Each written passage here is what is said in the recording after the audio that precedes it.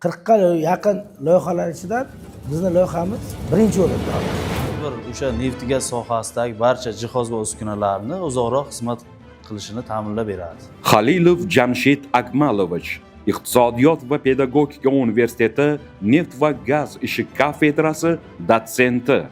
Jamshid Halilov Hudud gaz ta'minot aksiyadorlik jamiyati tomonidan ilmiy va startap loyihalarni moliyalashtirish, shuningdek tabiiy va suyultirilgan gazni iqtisod qilish va sohada samaradorlikka, innovatsion yutuqlarga erishish maqsadida o'tkazilgan eng yaxshi ilmiy ishlanma startap loyihasi g'olibi.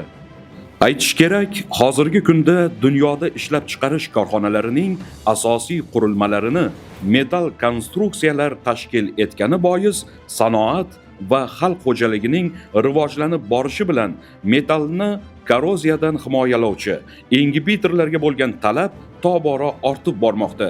Shunga ko'ra, neft va gaz, metallurgiya, mashinasozlik, kimyo sanoati hamda boshqa sohalarda metall korroziyasini kamaytirish orqali ishlab chiqarish jarayonining yaroqlilik davrini oshirish, korroziya ingibitorlarining yangi turlarini yaratish, ularning optimal tarkiblarini ishlab chiqarish muhim ahamiyat kasb etadi.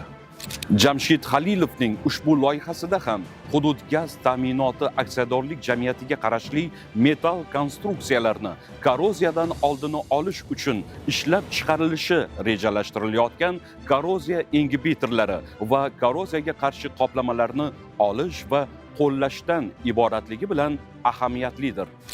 Toshkent davlat texnika universitetida, Toshkent kimyo texnologiya ilmiy tadqiqot institutida ilmiy va pedagogik faoliyatlar olib borganman va Irel xususiy Irel kompaniyasida ishlab chiqarish ta'lim ustasi, dizelist mexanik injener bo'lib faoliyat olib borganman. Toshkent kimyo texnologiya ilmiy tadqiqot institutida boshlangan.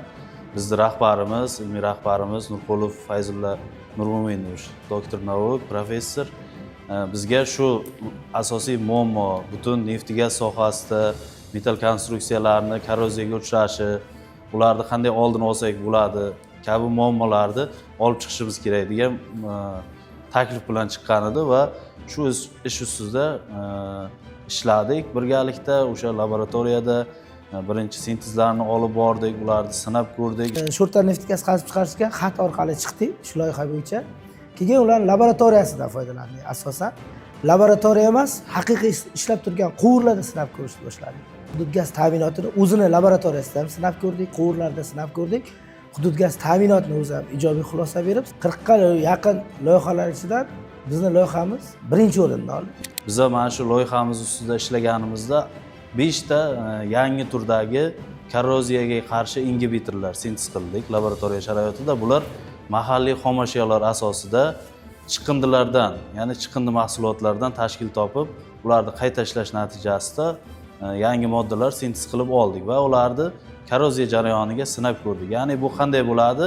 O'sha metall quvurlarni gaz haydalayotgan metall quvurlarga korroziya ingibitorlar 0,1% gacha qo'shiladi va o'sha punktlarga, magistral quvurlarga qo'shib yuboriladi. Bunda o'sha gaz tarkibidagi zararli moddalarni bizning ingibitorimiz o'ziga biriktirib oladi. Bu jarayon har bir o'sha neft gaz sohasidagi barcha jihoz va uskunalarni uzoqroq xizmat qilishini ta'minlab beradi.